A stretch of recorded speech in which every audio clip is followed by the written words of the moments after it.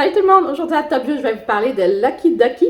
C'est un jeu pour 2 à 4 joueurs, pour nos 4 ans et plus.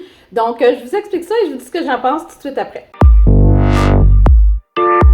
Alors, le jeu Lucky Duck vient avec des plateaux numérotés de 1 à 10. Donc, chaque joueur va prendre un plateau. Vient avec plusieurs canards qui sont numérotés aussi de 1 à 10. Alors, il faut tout mettre les canards face cachée comme ceci. Et on va distribuer une planche à chacun des joueurs. Disons qu'on joue à 2. Et on a le canard ici qui est la roue pour tourner. Alors, ce qu'il faut faire d'abord, disons que c'est moi qui commence. Je vais tourner et je tombe sur 5. Ensuite, je vais prendre un canard et là, je vais le mettre face cachée comme ceci à la part des autres. Et je dois dire si je pense que le canard ici a un chiffre plus haut ou plus bas que le chiffre que je viens de tourner. Donc, je viens de tourner 5. Disons que je dis que le canard ici a un chiffre plus bas. Je tourne. 4, c'est très bien. Je le garde avec moi. Donc, le plateau ici sert vraiment pour les petits, pour leur aider à savoir qu'est-ce qui est plus grand ou plus petit. Alors, j'ai gagné. Je le mets avec moi. C'est maintenant à l'autre joueur. Il va tourner la roue. Il a tourné 8. Il va prendre un canard et il va dire, moi, je pense que mon canard a un chiffre plus bas. Il retourne. Malheureusement, il a un chiffre plus haut. Donc, il va le montrer à tout le monde et il va le remettre sur la table. Donc, les autres joueurs peuvent essayer de se rappeler qu'ici, on a un 9. Donc, peut-être plus tard, ils vont pouvoir aller retourner chercher ce canard-ci. Donc, ça sera à vous de décider si vous voulez mettre les canards tout en pile comme ceci ou les placer en carré pour faire en même temps un jeu de mémoire.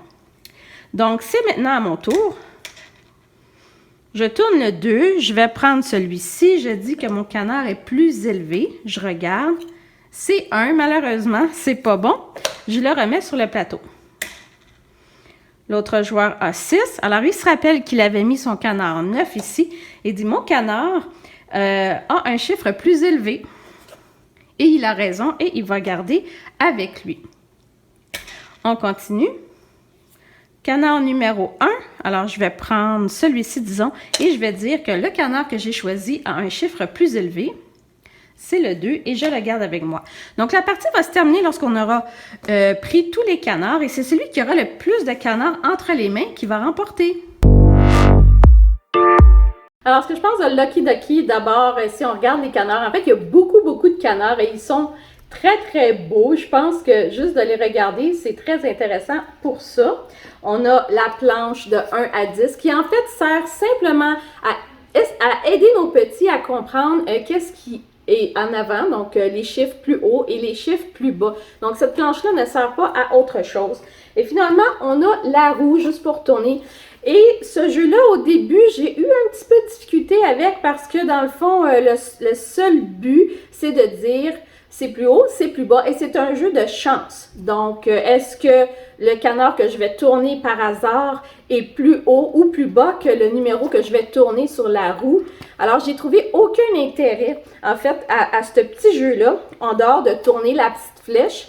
Par contre, si on met les canards vraiment dans un carré, ça peut devenir une espèce de jeu de mémoire où, une fois qu'on le replace, le tour suivant, on peut réutiliser l'emplacement qu'on a placé l'ancien canard pour le réutiliser et à ce moment-là, le gagner. En dehors de ça, pas très fan de ce jeu-là, malheureusement. Habituellement, Orchard Toys font des très bons jeux pour les tout petits. Je vais vous en mettre d'autres que j'ai beaucoup aimés, comme les 3 petits cochons, qui est un de mes préférés. Celui-là, moyen.